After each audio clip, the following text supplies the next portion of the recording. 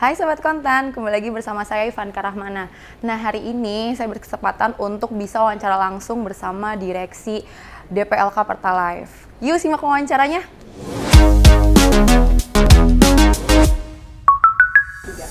Nah, Sobat Konten, di samping saya sudah ada pengurus DPLK Pertalite yaitu Pak Denny Kurniawan. Halo Pak Denny, halo, apa kabar? Bisa sapa-sapa Sobat Konten. Halo, siang teman-teman. Gimana puasanya Pak Denny? Alhamdulillah lancar. Lancar. Jadi sebelum masuk, mungkin Pak Denny bisa jelasin perbedaan DPPK dan DPLK sendiri itu apa sih Pak? Gitu ya, oke.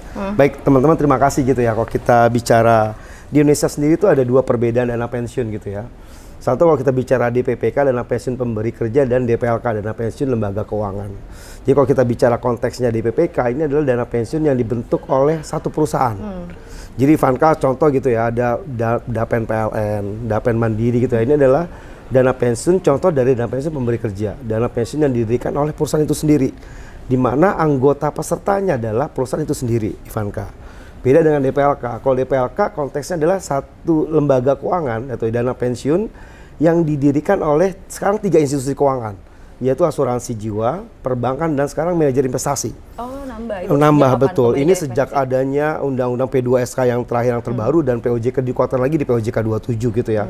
Jadi sekarang secara industri DPLK ini cukup ketat di sekarang persaingannya. Jadi bukan hanya dari sisi pendirinya dari asuransi atau dari perbankan, sekarang nambah lagi nih dari industri MI.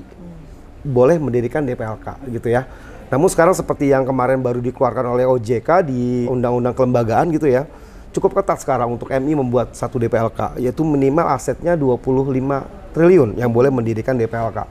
Beda dengan asuransi jiwa gitu, kami tidak dibatasi secara aset pengelolaan untuk pendirian DPLK dari pendirinya asuransi atau perbankan. Itu mungkin secara, nah kalau kita bicara secara kepesertaan dari DPLK ini boleh dari perusahaan manapun gitu ya. Boleh dari perusahaan yang memang dia tidak punya lembaga dana pensiun, boleh bergabung dengan kami. Juga dari pekerja informal, contoh ya wira swasta, pengacara, dokter gitu yang selama ini tidak terikat dengan satu institusi. Nah itu boleh bergabung dengan lembaga DPLK. Nah ini juga sejalan dengan rencana dari OJK sendiri untuk menumbuhkan pertumbuhan aset DPLK gitu ya. Jadi bukan hanya pekerja formal yang memang menjadi sasaran dari peserta DPLK, namun juga pekerja informal. Nah, juga sekarang ditambahkan lagi dengan skema adanya iuran sukarela bagi pekerja. Nah, itu cukup untuk membuat satu cara bagaimana DPLK di Indonesia bisa tumbuh selama ini, gitu Ivanka. Berarti kalau Pertalite termasuknya ke DPLK ya? Betul. Pak? Bisa ceritain sedikit bisnis di DPLK Pertalite itu seperti apa? Baik, terima kasih Ivanka. Jadi gini, DPLK di Pertalite sendiri ini adalah satu lembaga keuangan yang dibentuk oleh Pertalite Insurance. Jadi pendirinya ini adalah asuransi. Gitu ya, asuransi Pertalite Insurance. Jadi tadi sesuai saya sampaikan gitu ya, boleh asuransi boleh mendirikan DPLK gitu ya. Nah ini konteksnya tadi, bahwa asuransi jiwa Pertalite Insurance boleh membuat program DPLK, dana pensiun lembaga keuangan. Jadi seperti yang diketahui juga Pertalite punya beberapa produk asuransi gitu ya, dan juga lembaga dana pensiun. Nah itu salah satunya adalah demi DPLK Pertalite Insurance. Gitu. Mungkin bisa ditegaskan lagi Pak, berarti DPLK Pertalite ini unit usaha atau perusahaan yang berdiri sendiri? Saat ini memang kami masih berdiri dalam satu bentuk unit usahanya Pertalite Insurance gitu ya. Nah ini memang diatur nanti ini di kelembagaan bahwa kedepannya DPLK itu dapat berdiri sendiri seperti layaknya sebuah perusahaan. Namun saat ini kami masih beberapa fungsi masih mengikuti dengan pendirinya, itu masih bagian dalam city unit usahanya dari Pertalite Insurance. Gitu. Tapi kedepannya ada pingin jadi perusahaan sendiri atau gimana Pak? Betul Ivanka. Ini kalau kita tadi merujuk kepada Undang-Undang POJK baru ya, POJK 35 mengenai kelembagaan gitu ya.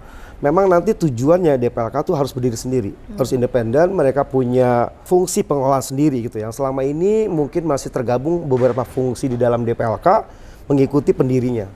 Nah kedepannya memang kami juga di Pertalite Insurance, DPLK Pertalite khususnya juga kami kedepannya akan menjadi sebuah lembaga sendiri, Ivanka. Tapi peraturan dari OJK masih digodok ya Pak? Ya, kalau kemarin baru diatur ya secara kelembagaan, mungkin nanti juklak atau teknisnya akan lebih diatur lagi nih oleh OJK. Nah, memang baru kemarin kami ada semacam brainstorming lah ya dengan OJK mengenai kalau kedepannya DPLK dapat berbentuk sebuah lembaga sendiri. Berarti siap kalau DPLK Pertalite? Siap, insya Allah siap. Kami akan siap, gitu Ivanka. Oke, nextnya Pak, mungkin terkait aset. Jadi bisa dijelaskan sampai sekarang ini atau sepanjang tahun 2024 lalu aset di DPLK Pertalite sendiri itu bagaimana gitu? Oke, baik. Jadi aset DPLK sekarang kami tumbuh 10% di tahun lalu ya, dibandingkan compare dengan 2023. Sekarang aset kami per Desember 2024 itu di 5,9 triliun. Kalau kita bandingkan dengan pertumbuhan DPLK Pertalite sejak 2019 sampai dengan 2024 ini, kami tumbuh sekitar 52%. 2%. Dari sisi jumlah aset dana kelola gitu ya. Jadi ini juga satu pertumbuhan yang baik bagi kami gitu ya. Jadi menumbuhkan kepercayaan masyarakat Indonesia untuk berinvestasi atau menanamkan dananya ke program dana pensiun ke Pertalite Insurance. Tadi tren kami tumbuh secara signifikan dari 2019 sampai 2024 tumbuh di 52%. Kalau kita compare pertumbuhan industri itu hanya sekitar 27% Ivanka. Nah ini buat kami satu satu lompatan besar ya untuk kami, karena kedepannya nih di 2025, 2026, 2027 itu kami sudah ditargetkan oleh pemegang saham kami gitu ya, untuk aset tumbuh lebih dari itu Ivanka gitu kan, targetnya di 8 sampai 10 triliun. Kalau Pak Denny lihat sendiri penopang atau faktor atau sentimen yang mendorong pertumbuhan aset selama ini tuh apa Pak? Baik, nah ini yang menopang pertumbuhan aset DPLK Pertalite salah satunya tumbuhnya kepercayaan di lingkungan perusahaan Pertamina Group Ivanka gitu ya.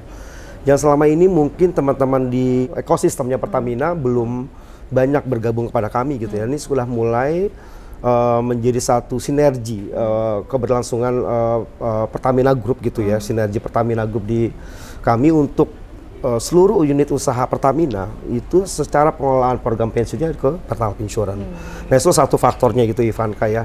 Meskipun juga kami banyak tumbuh juga dari sektor non captive-nya Pertamina gitu ya Ivanka ya. Jadi beberapa klien baru kami justru di luar dari ekosistemnya Pertamina Ivanka. Nah itu kami bersyukur gitu ya, di 2023, 2024 kami tumbuh secara signifikan gitu ya, dari klien yang di luar dari non Pertamina pun juga mulai banyak masuk ke kami gitu. OJK tahun ini memproyeksikan aset DAPEN itu bisa tumbuh sekitar 9 sampai 11%. Tanggapannya gimana Pak? Tanggapan kami sih cukup optimis ya bagi kami di kalangan industri dana pensiun gitu ya Ivanka gitu ya, karena OJK sendiri sudah mulai banyak membuatkan satu inisiatif gitu yang baru untuk kita mengembangkan pertumbuhan asetnya dana pensiun. Salah satunya tadi ada pertumbuhan iuran sukarela gitu ya, juga kedepannya kalau nanti ini menjadi ada satu tambahan inisiatif baru dari OJK, yaitu manfaat iuran tambahan lainnya gitu, tambahan wajib lainnya, ini juga akan menambah pertumbuhan DPLK secara industri gitu ya. Sebelumnya malah DPLK di OJK sendiri cukup banyak mengeluarkan satu inisiatif baru di POJK yang 27 gitu ya, bahwa DPLK juga dapat mengelola manfaat lainnya tuh Ivanka gitu ya. Jadi ini mungkin yang akan mulai banyak dilakukan di teman-teman industri DPLK, karena DPLK bukan hanya mengelola program pensiun gitu ya. Nantinya akan ada mengelola manfaat kesehatan pensiunan, manfaat peribadatan, perumahan, dan juga pendidikan Ivanka. Nah itu mungkin salah satu inisiatif yang memang dikeluarkan oleh JK untuk mendukung pertumbuhan dari secara industri DPLK dana pensiun di Indonesia. Oke. Mungkin nextnya Pak Denny, di DAPEN itu kan ada grup-grup berdasarkan kepemilikan aset. Di DPLK sendiri di grup berapa sih Pak? Baik, kami saat ini menempati posisi nomor urut 7 kalau kita bicara di industri DPLK ya. Aset kita di 5,9 triliun, kita masih middle lah ya kalau kita bicara asetnya DPLK gitu. Di atas kami memang ada beberapa dana pensiun lain yang tumbuh secara bersama-sama ya. Nah ini sejalan dengan semangat sinergi Pertamina, kita berharap nantinya bisa naik minimal sampai di 3 besar pertumbuhan aset DPLK di Indonesia. Oke. Gitu, ya.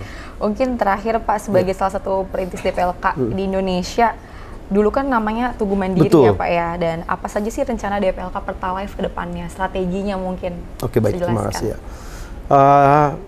Perlu dicatat juga teman-teman gitu. Jadi DPLK Tugu Mandiri itu terbentuk 1 tahun setelah Undang-Undang Dana Pensiun loh Ivanka.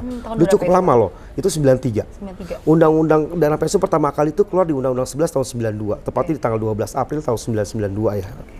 Nah, sedangkan DPLK Tugu Mandiri pertama kali itu terbentuk di tahun 93. Jadi 1 tahun setelah adanya undang-undang dana pensiun. Berarti kami cukup merespon positif pada saat itu ya. Dengan ada undang-undang baru kami langsung membentuk satu lembaga dana pensiun tahun 92 gitu ya. Nah, saat ini kami tumbuh memang masih di nomor 7 ya kalau kita bicara tadi aset DPLK. Nah, kedepannya beberapa strategi inisiatif kami akan kami lakukan adalah selain tetap kami mengembangkan sinergi secara ekosistemnya Pertamina Group gitu ya. Kita juga udah mulai main di luar dari ekosistem Pertamina. Kita main di Blue Ocean gitu ya. Strategi yang saat ini belum digunakan atau belum banyak disasar oleh kompetitor kami gitu Ivanka. Nah, itu yang akan kami mulai masuk Ivanka gitu ya. Segmen company corporate mungkin kita akan mulai masuk ke pemerintahan, ke sektor pendidikan gitu ya. Yang memang belum banyak dimasuki oleh beberapa inisiatif komputer kami. Untuk harapan dana pensiun ke depannya di Indonesia gimana? Baik, ini juga satu positif ya ke depannya. OJK dengan dikeluarkan kemarin itu adalah peta jalan dana pensiun. Jadi yang mau inikan oleh OJK adalah bagaimana kita tumbuh secara signifikan gitu ya, secara industri juga harus didukung dengan digitalisasi, Ivanka. Nah, kita berharap di semua sektor semua teman-teman di market gitu ya, di industri DPLK sudah mulai memikirkan strategi yang sifatnya lebih berbasis digitalisasi gitu ya. Mungkin selama ini lebih banyak main di konvensional gitu ya, dengan sales yang ada di internal gitu ya. Mulai berpikirnya bagaimana kita bisa mencakup yang istilahnya yang jauh di sana gitu ya, yang kita mulai main digitalisasi gitu ya. Orang semua tuh anytime udah pakai handphone lah gitu ya. Pendaftaran kepesertaan, pembayaran manfaat pensiun gitu ya, perubahan arah investasi. Nah, itu kan yang memang harus disesuaikan dengan era digital gitu ya. Nah, ini di industri itu mulai harus bisa istilahnya harus bisa menangkap market loh gitu ya. Bahwa inilah sasaran kita saat ini gitu loh, bahwa digitalisasi itu penting gitu ya. Bagaimana kita tumbuh tapi dengan yang bukan ya kita cara-cara yang terbaru sekarang yang memang udah banyak sekarang trennya gitu kan, digitalisasi. Tadi ya saya bilang orang semua pegang handphone lah gitu kan. Bagaimana kita bisa tahu perkembangan saldo DPLK setiap hari melalui handphone gitu ya. Mau perubahan arah investasi gitu. Sekarang mungkin konteksnya dana pensiun, tapi ini kembali lagi kepada risk appetite masing-masing gitu ya. Nah, kalau dulu konteksnya pensiun adalah sebagai tujuan pensiun, gitu, dana pensiun. Nah, ini dengan dibentuknya MI boleh bikin DPLK, mungkin akan berubah sedikit nih strategi orang untuk taruh di dana pensiun. Bukan hanya tujuan sebagai tabungan pensiun, tapi juga bisa pensiun plus investasi ya. Bagaimana dia bisa melakukan strategi investasi mereka gitu, hingga tujuan akumulasi saldo dana itu bisa tercapai itu secara akumulasi gitu ya. Mungkin selama ini orang berpikir masih konvensional taruh di pasar uang gitu ya kan ya. Ya mungkin kalau pasar uang kalau kita bisa inflasi mungkin nggak bisa nutup tuh Ivanka. Apalagi kalau konteksnya demografi orang muda pasti cenderungnya akan lebih milih yang ya sedikit beresiko lah ya, risk appetite-nya tinggi gitu ya. Mungkin bisa mulai masuk ke fixed income. Nah, makanya tuh perubahan di secara digital teknologi penting tuh sekarang. Orang etinitas bisa berubah arah investasi gitu ya. Bukan hanya tadi konteksnya dia daftar tujuan untuk sebagai pensiun, enggak. Sekarang udah bergeser nih kayak sekarang segmen market orang ya. Bukan hanya tujuan dia nabung lalu sampai pensiun, tapi di tengah tuh dia mungkin agak perencanaan keuangan tuh. Strategi investasi ya kan, mulai berpikir taruh di instrumen yang lebih sedikit ya lebih agresif gitu ya. Mungkin untuk orang-orang usia muda gitu ya. Berarti dia Capital siap sama persaingan itu, Pak? Betul, kita siap dengan persaingan itu gitu ya. Kita sedang pengembangan secara digitalisasi tadi terkait dengan konteksnya perubahan arah investasi yang bisa dari digital. Kita udah siap dengan itu, Ivanka. Oke, gitu. Sekian Pak Denny. Sobat Konten, sudah selesai wawancara dengan Pak Denny Kurniawan. Semoga bermanfaat.